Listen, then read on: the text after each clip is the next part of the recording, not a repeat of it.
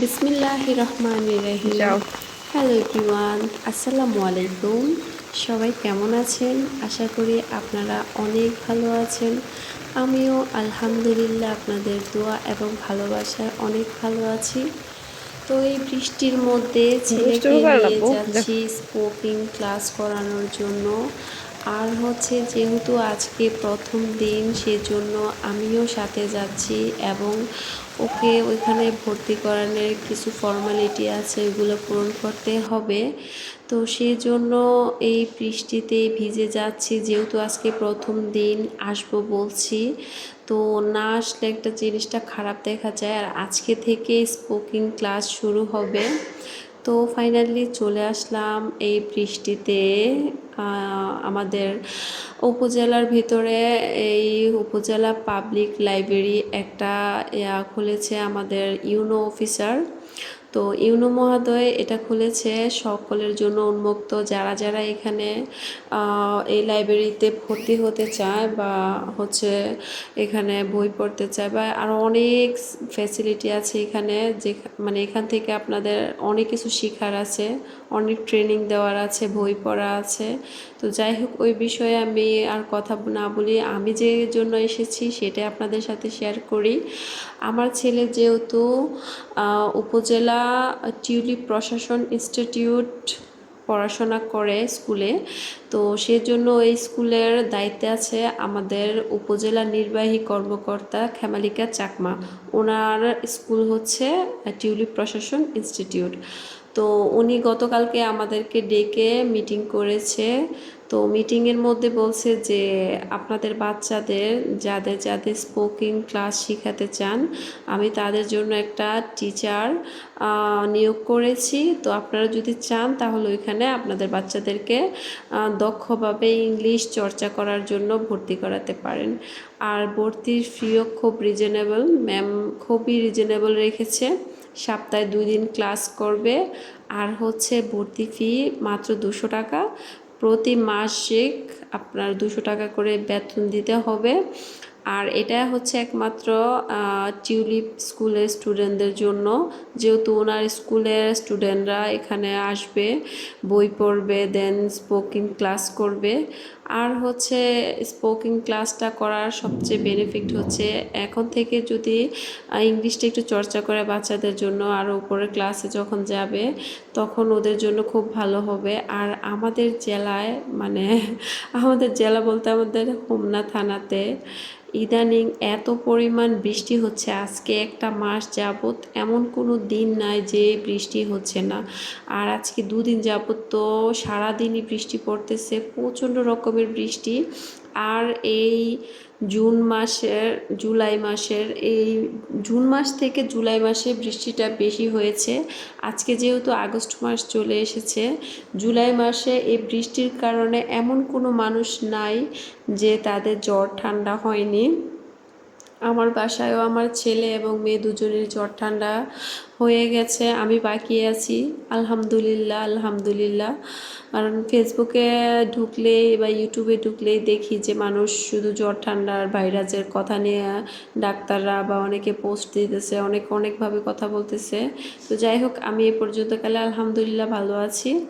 তো বাচ্চাদেরকে শুক্রবার শনিবার আসলে কিন্তু বাচ্চারা অনেকটাই অবসর হয়ে যায়। আর হচ্ছে মানে বাসায়ও তো বুঝিনি যে বাচ্চাদেরকে কিন্তু একটা রুলস মাফিক যখন পড়াশোনা করা, একটু গ্যাপ পেলে তারা পড়তে চায় না। তো সেই জন্য শুক্রবার দিনটা অনেকটা অবসর কাটায়, শনিবার দিনটা অবসর কাটায়, যেহেতু স্কুল নেই। তো চিন্তা করলাম যে না, এখানে দিয়ে দেওয়াটা বেস্ট হবে, কারণ হচ্ছে আমার ছেলে এখানে ভালো কিছু শিখতে পারবে। High school, in a college, and recently I have joined in Richard High School. So I have completed my SSC, HSC from Titash, and I was selected the best student of the year in 2018 and 2019. So I don't want to make it delay. So that's all about me. এবার হচ্ছে আমি আপনাদের কাছ থেকে আপনাদের পরিচয় নিব ইংলিশে। ঠিক আছে, আপনারা কি কি বলবেন? বলবেন হচ্ছে thank you sir, my name is, নাম বলবেন যার নাম। তো তো ওদের ক্লাস শুরু হয়ে গেছে। এখানে ইংলিশে সব কিছু কথা বলা হচ্ছে। আজকে বৃষ্টির কারণে স্টুডেন্ট খুবই কম এসেছে। ইনশাআল্লাহ সামনে স্টুডেন্ট আরও অনেক হবে, কারণ আমার ছেলে ক্লাস 5-এ পড়ে। ওর ক্লাসের ওর ফ্রেন্ডের অনেকেই ভর্তি হয়েছে। আর হচ্ছে ওরা আজকে বৃষ্টির কারণে আসতে পারেনি। আমার বাসাটা যেহেতু উপজেলার কাছাকাছি, এই জন্য আমি এসেছি। কারণ হচ্ছে আমার গাড়িও লাগেনি বা বেশি সময়ও লাগেনি, 2-3 মিনিটের ভিতরে আমি চলে আসতে পেরেছি। আর হচ্ছে এই পাবলিক লাইব্রেরির ভিতরের যেই ভিউটা, মানে ডেকোরেশনটা খুবই সুন্দর হয়েছে, খুবই রুচিশীল, মানে একদম সব কিছু অন্যরকম হয়েছে। তো আমাদের ইউনো মহোদয়ের কিন্তু এই জিনিসগুলো আমার কাছে খুবই ভালো লাগে, যে উনি মানে হোমনার মানুষদের জন্য, উন্নতে বাচ্চাদের বা পড়াশোনার উন্নয়নের জন্য উনি অনেক কিছু করতেছে। আর উনি খুবই একজন মিশুক মানুষ, খুবই ভালো মানুষ।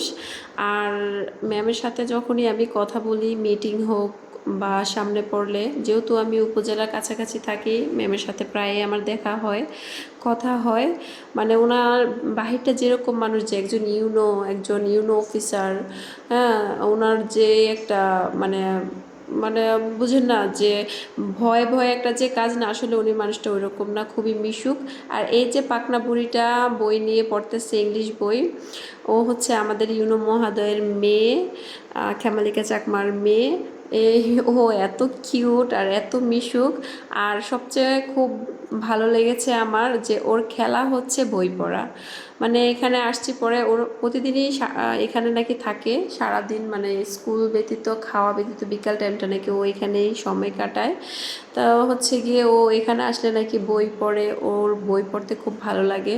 তো বাচ্চাদেরকে ছোট থেকে যা শেখায় আসলে তারা তাই শিখে।